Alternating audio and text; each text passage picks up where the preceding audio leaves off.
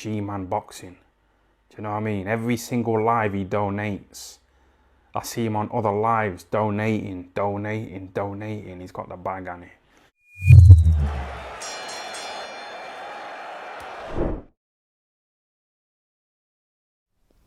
Alright, people.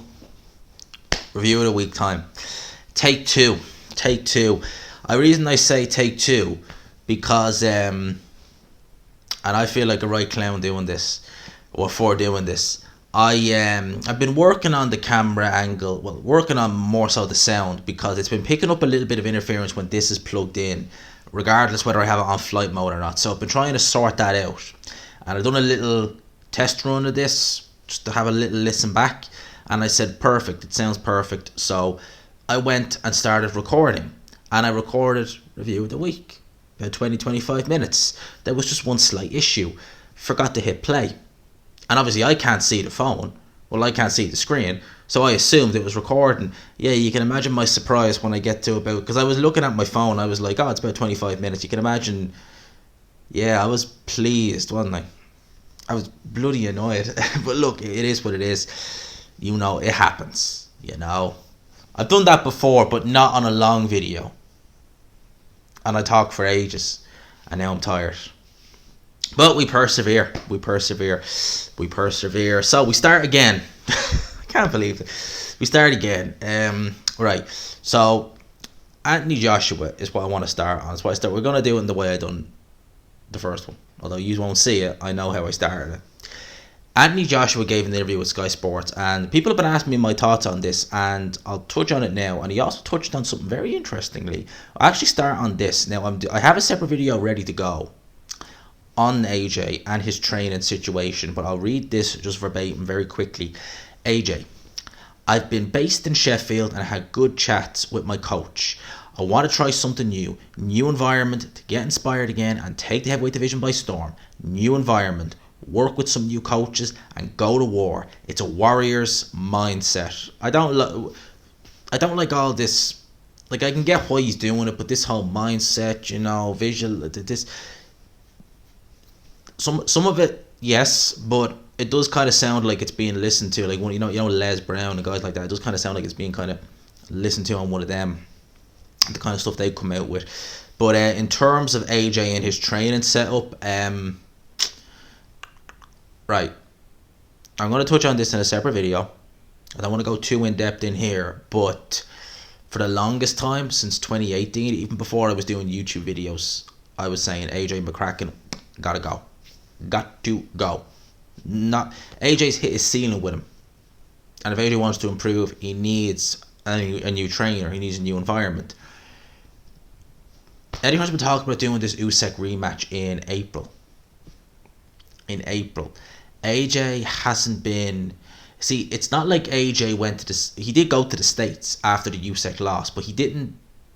He trained with several different trainers, but he didn't decide on one specific. And now he's in Dubai with a load of. He's been training with, you know, different guys. If he is just going to start with a trainer, you're going to be essentially saying that you're going from what you've been used to a new trainer, and you're going to have where the 9th of January. So you could be talking 3 months, give or take, with a new trainer. I think maybe in this case it might have been better. See, if you were going to change trainer, you should have done it back in October, I think. But look, I'll talk about that in a separate video. I'll quote AJ here in an interview he gave with Sky Sports. When I lost for the first time, I never made excuses, but I had my reasons, and I knew I would get it back. This one hurt because I was 100%. No problem. I just lost to the better man and it hurts. But it gave me motivation. I redeemed myself. There was always a stigma that I can't box. I'm big. I'm stiff. A bodybuilder. So I said, cool, let me practice my boxing. I tried boxing with Alexander Usyk. He won 9 rounds. I won 3. Next fight, I will win 4 more rounds. That is actually still a close fight because that's a 7-5 type of fight. Right. AJ Usyk rematch looking likely. Eddie Hearn's been saying potentially it's going to be in April in either Wembley or Tottenham Hotspur Stadium. I loved the atmosphere at the Tottenham Hotspur Stadium. That looked amazing on TV. I'll probably try and get over to that. Seriously, if it's in London, like Wembley or Tottenham, I'm not sure how. How far is Wembley from the city? I could be thinking of I'm actually thinking of a different stadium. I'm thinking of the West Ham Stadium, not Wembley. How far is Wembley from the city of London? I'm not talking about the borough. I'm talking about like just the city in general. And I know where Tottenham Hotspur Stadium is. It's up on the north side. But I'd still look to go over to that. And the atmosphere in Spurs Stadium looked amazing. It really did. And I forget Wembley always looks good. But either or is a good little venue. But I would imagine they'll probably do that in either April or May.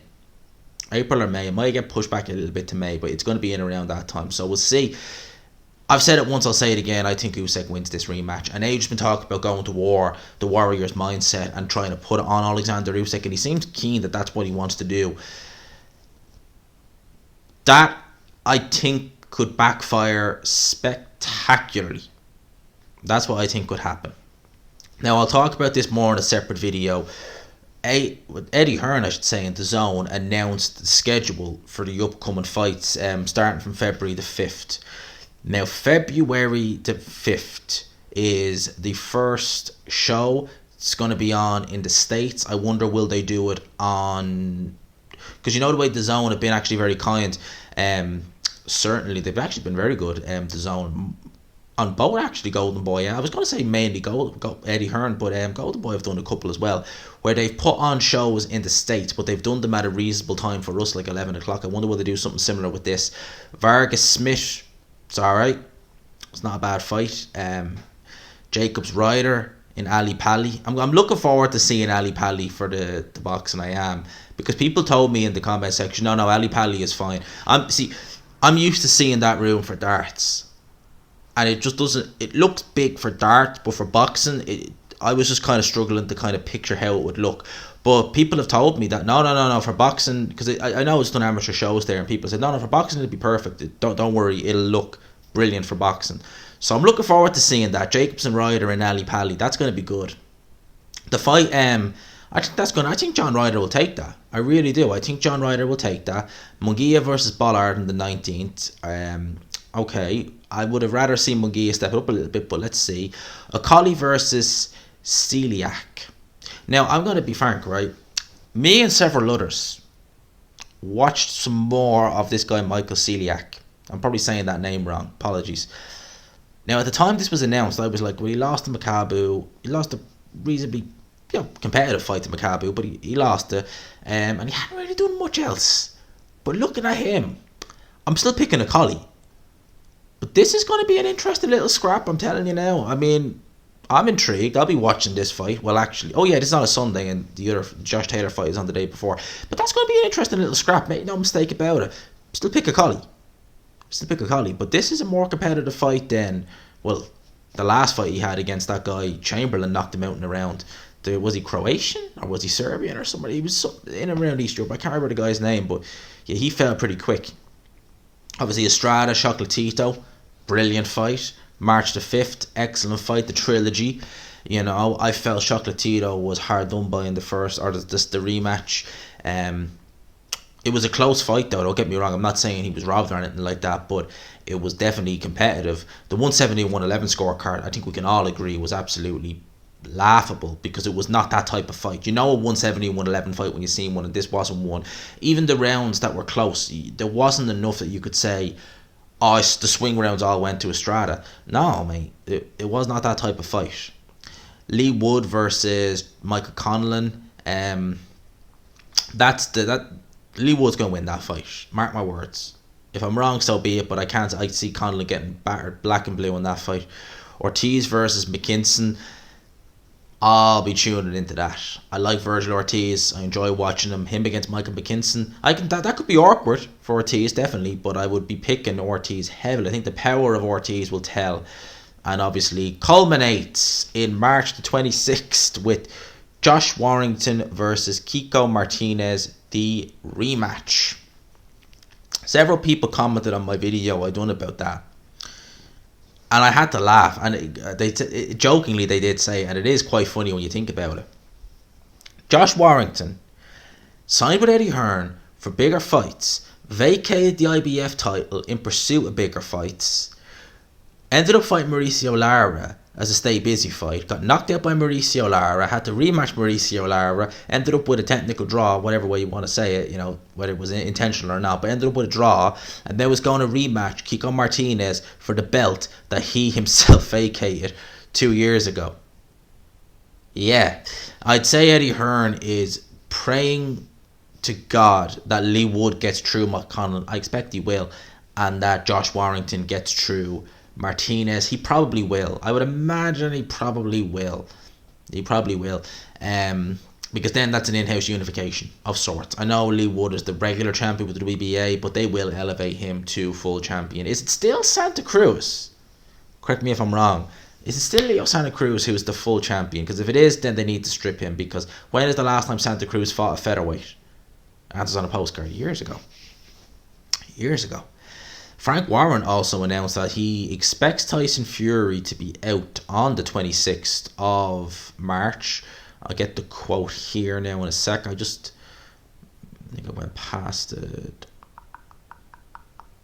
Where is it? Oh, here it is. Yeah, Frank Warren has stated that Tyson Fury's next fight will take place on March 26th. He added there is currently no talks between Dillian Whyte and Tyson Fury. Now, interestingly enough, Eddie Hearn has said that he is looking to go down. Where is it? I'm trying to keep track of all these quotes and articles. Yeah, he's declared that they will appeal the WBC's ruling of 80-20, and that purse bid was meant to happen this Tuesday. Is now either happening next Monday or Tuesday, so the 17th or the 18th, I think it is. I wonder, has that got something to do with it? It potentially could. I wonder if it does. They are looking to try and get Dillian Whyte a better deal. Eddie Hearn does need to be careful when dealing with WBC, because that, and I've said this before, Eddie Hearn last year, 2020 I should say, when Dillian Whyte was going down this road with the WBC, Eddie Hearn was kind of keeping a backward step a bit, because I think with Eddie Hearn, he wants to stay in the good books of these sanctioning bodies, all the sanctioning bodies. Why? Because they rank his other fighters. He's got a stable of fighters who need ranking. It's not just Dillian Whyte. And I bring this up because Eddie Hearn has had, but he's had the good things done to his fight by the WBC, let's say it like that. Before AJ became a world champion, he was fighting Jason Gavin, Zimbano Love, Gary Cornish, Michael Sprott, Matt Skelton, to name a few. He was ranked number 2 by the WBC, I believe, going into the Dillian Whyte fight for the British title back in 2015. You don't get a number 2 ranking by beating them guys. You get a ranking by your promoter and the sanctioned body being, hey, yeah, you gonna rank my guy? You get it kind of like that. Daniel Dubois, who during the week was stated that he will be mandated to fight the winner of Trevor Bryan versus this Jonathan, was a good something guy. I mean, very, very poor challenger for Trevor Bryan. It has to be said, it's a Don King card. What do you expect? Don King's cards these days, they're few and far between, and yeah, they're even less memorable. We'll leave it at that. But yeah, Don King still has that card penciled in for the 29th of January with Tabisa Machunu and Lunga Makabu as the main event. Watch the space. I cannot see that fight happening, but you never know. Daniel Dubois' next fight will apparently take place on March 19th in London with Anthony Yarde, potentially on the same show. Frank Warren revealed they're hoping Joe Joyce can return in April or May following a wrist injury. The Joe Joyce with a wrist injury, with the way he punches, that's just asking to be aggravated. The way he punches, that's just asking to be re-injured if the injury is serious. Daniel Dubois, they'll probably put him in there against some easy enough touch and look to go and get a shot at Trevor Bryan in the summer. Daniel Dubois probably would beat Trevor. I've never really been impressed with Trevor Bryan, and he's been very inactive. He's not done an awful lot. I reckon Daniel Dubois would probably do quite well against Trevor Bryan, I would imagine. And I reckon that he'd probably win, to be honest with you. In terms of Anthony Yarde, well, Callum Johnson was meant to fight Joe Smith this coming weekend. Now, subsequently, I won't be happening. He pinged affirmative. So he can't have that fight now. Now, I reckon that might be Callum Johnson's last chance at a world title, potentially, because Tunde Ajayi has been saying that Yarde is apparently next in line. I don't know if it's a mandatory, because he is number 1 ranked by the WBO, but number one ranked and mandatory are two different things. Have the WBO called a mandatory? Not that I know of. Was that a final eliminator against Lyndon Arthurs? Again, not that I know of. So, we'll wait and see. I wouldn't be shocked if they did name mandatory. The WBO and Frank Warren are like that. So, Yard versus Smith could happen at some stage this year, provided Smith gets through his next opponent. It's a short notice opponent, so you'd imagine Joe Smith will get through him no problem. But against Yard, I would pick Joe Smith to ragdoll Anthony Yard up and down that ring. And I've rated Anthony Yard for years. I do still think he's a very, very talented fighter, an excellent fighter. But I just think that I think Yard maybe has hit his ceiling as a fighter. I think he's maybe peaked and he's gone as far as he's going to go. He is 31 years old now at the end of the day. His best win is probably... his best win would be... name of the... I can't think of his name. Just says Lyndon Arthur.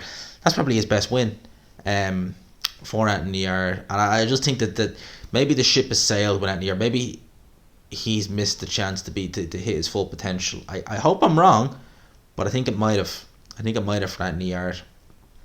In terms of other fights that are happening, the unification for undisputed 154 pounds, Jamel Charlo, Brian Castano rematch, set to take place on March the 12th or the 19th. That's a good fight. I mean, it's happening in Texas.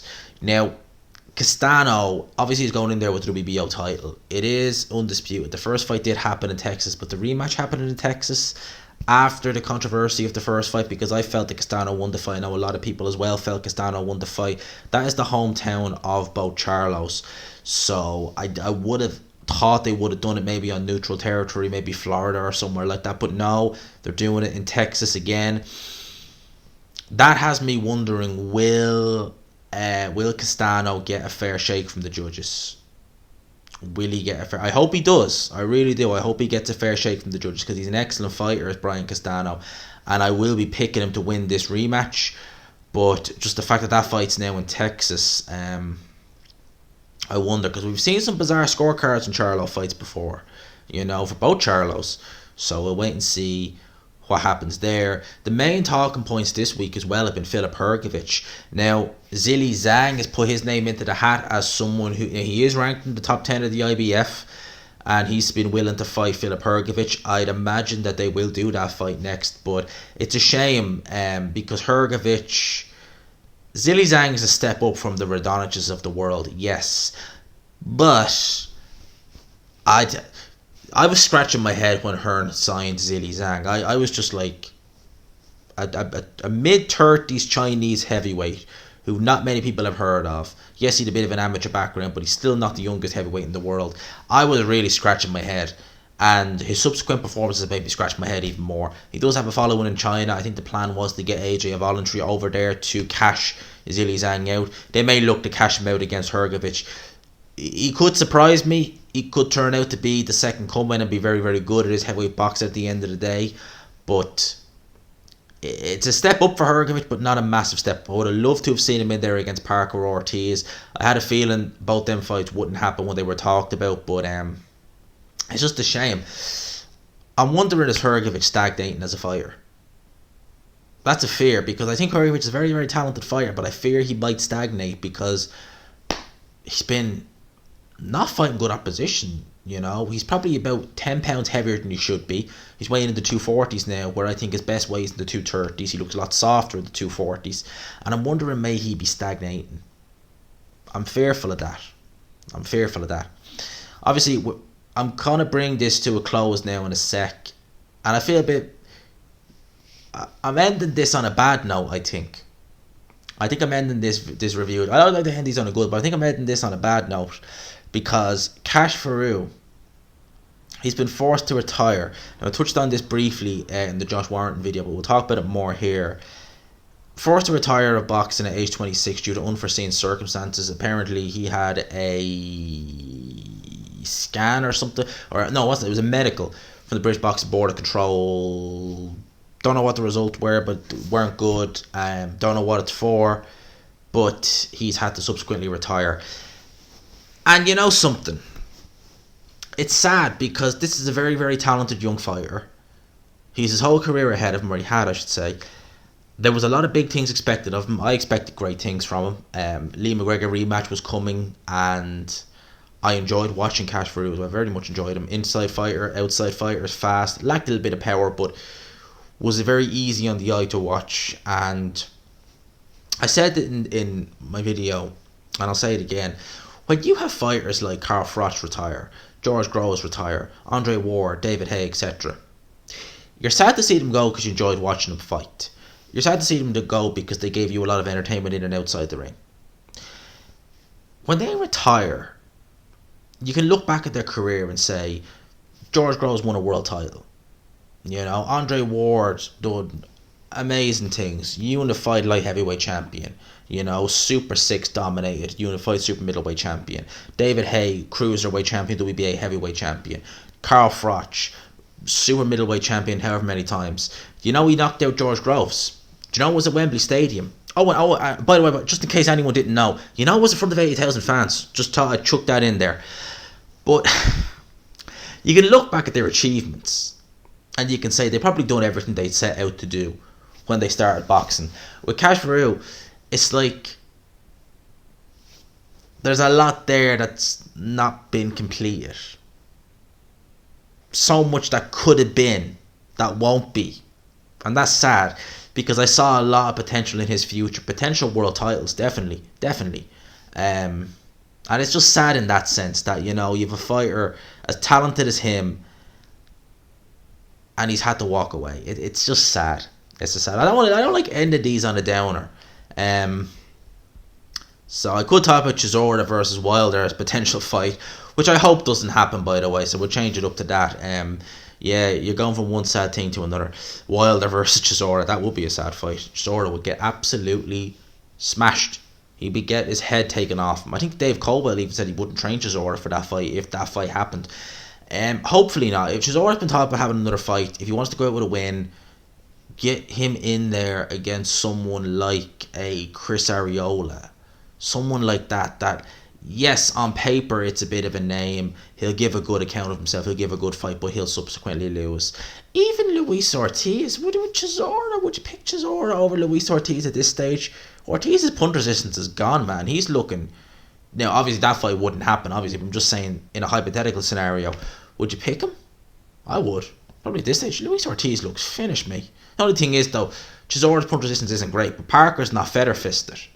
At the end of the day, Ortiz is getting dropped by jabs. And not like he's knackered when these jabs are landing. Getting hit by a jab in the 6th round of the fight that's not being fought at a frantic pace and he's getting dropped.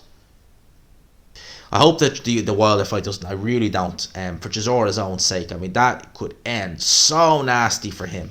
I really hope it doesn't happen. So people, I'll leave it there. We'll get this video uploaded whenever. It's take 2. I'm tired now because I've been talking for nearly an hour because, as I said, always remember to press record before you start and take breaks to check. Don't do it all in one take, but I did. And I made the pay. But we got this one in. So I hope you enjoyed the video. If you did, if you could, smash the like button, hit subscribe if you haven't already. Hit the notification bell as well. Help your boy out at 6,160 subs already. We're getting there. 10k by the end of the year. Or more, or better. We can do better. Let's go. For now, lads and lassies, peace.